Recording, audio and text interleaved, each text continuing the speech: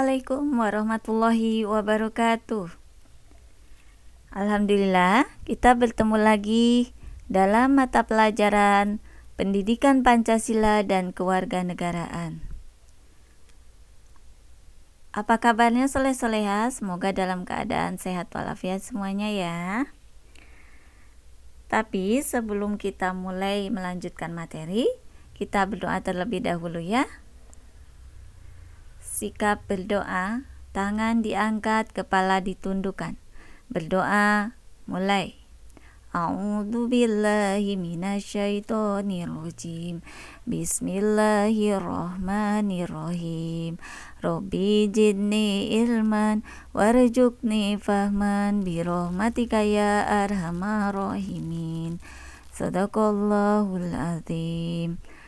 Alhamdulillah, kita telah selesai membaca doa. Semoga dengan berdoa kita bisa dimudahkan dalam menerima pelajaran hari ini.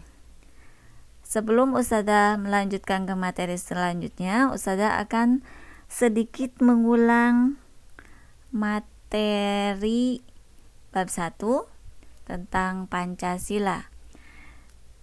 Pancasila, sila-silanya ada 5. Yang pertama, ketuhanan yang Maha Esa dengan simbol bintang. Yang kedua, kemanusiaan yang adil dan beradab dengan simbol rantai. Yang ketiga, persatuan Indonesia dengan simbol beringin. Yang keempat, kerakyatan yang dipimpin oleh hikmat kebijaksanaan dalam permusyawaratan perwakilan dengan simbol kepala banteng. Yang kelima, keadilan sosial bagi seluruh rakyat Indonesia dengan simbol padi dan kapas. Hari ini Ustazah akan membahas penerapan nilai-nilai Pancasila dalam sila kedua Pancasila, yaitu kemanusiaan yang adil dan beradab dengan simbol rantai. Ada yang tahu arti simbol rantai? Gambar rantai yang disusun atas gelang-gelang kecil berwarna emas ini menandakan hubungan manusia satu sama lain yang saling membantu. Ustazah ulang kembali. Gelang-gelang kecil berwarna emas ini menandakan hubungan manusia satu sama lain yang saling membantu. Rantai yang terdapat pada sila kedua ini terdiri dari rantai berbentuk segitiga, segi empat, dan lingkaran yang saling terkait membentuk lingkaran. Jadi rantai yang terdapat pada sila kedua ini terdiri dari mata rantai berbentuk segi empat dan lingkaran yang saling terkait membentuk lingkaran. Mata rantai segi empat digunakan untuk melambangkan laki-laki, sedangkan lingkaran digunakan untuk melambangkan perempuan.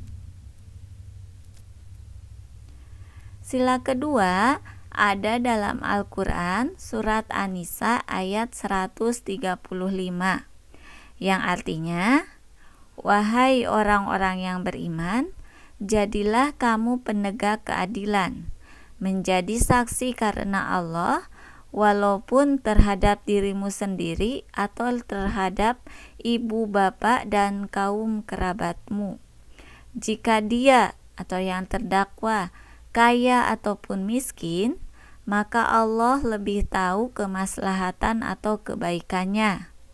Maka janganlah kamu mengikuti hawa nafsu, karena menyimpang dari kebenaran. Dan jika kamu memutarbalikan kata-kata atau enggan menjadi saksi, maka ketahuilah Allah Maha teliti terhadap segala apa yang kamu kerjakan. Jadi, sila kedua ada dalam Al-Quran surat An-Nisa ayat 135. Sekarang masuk butir-butir sila kedua Pancasila antara lain sebagai berikut. Yang pertama, sikap mengakui persamaan hak dan kewajiban. Contohnya, mendapatkan pendidikan yang layak bagi setiap anak di usia sekolah adalah hak seluruh anak Indonesia.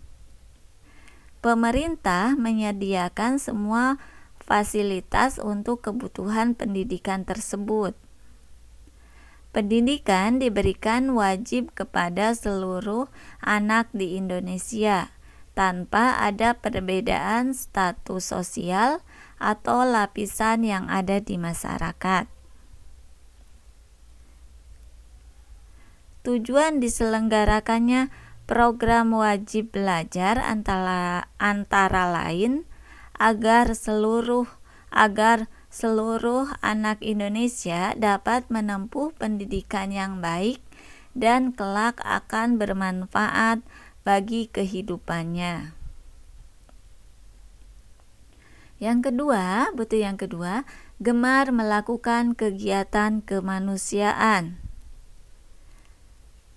Ketika tetangga atau di lingkungan kita ada yang tertimpa musibah, maka sebagian tetangga lainnya memberikan bantuan.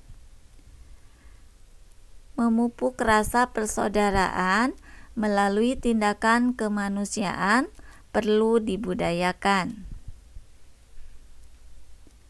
Bantuan tidak harus bernilai besar. Memberi bantuan kepada orang yang membutuhkan sebaiknya kita sesuaikan dengan kemampuan.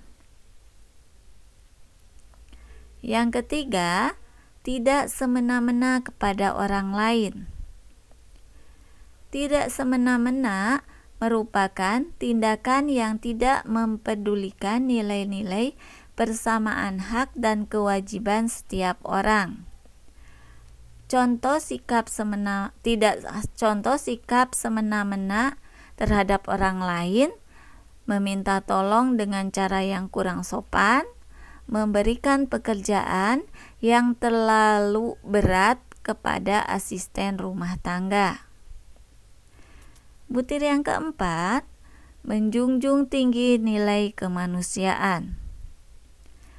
Saat terjadi musibah, tindakan pertama yang dilakukan umumnya adalah memberi pertolongan kepada korban. Tenda-tenda didirikan, dapur umum dan tempat-tempat pengobatan juga disediakan.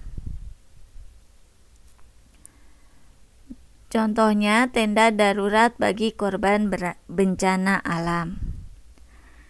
Alhamdulillah, hari ini kita sudah membahas kembali tentang penerapan nilai-nilai dalam sila kedua. Insya Allah pertemuan selanjutnya kita akan membahas sila-sila Pancasila berikutnya. Semoga pelajaran kali ini bermanfaat. Kita tutup dengan berdoa sesudah belajar dan mengucapkan hamdalah. Alhamdulillahirabbil alamin.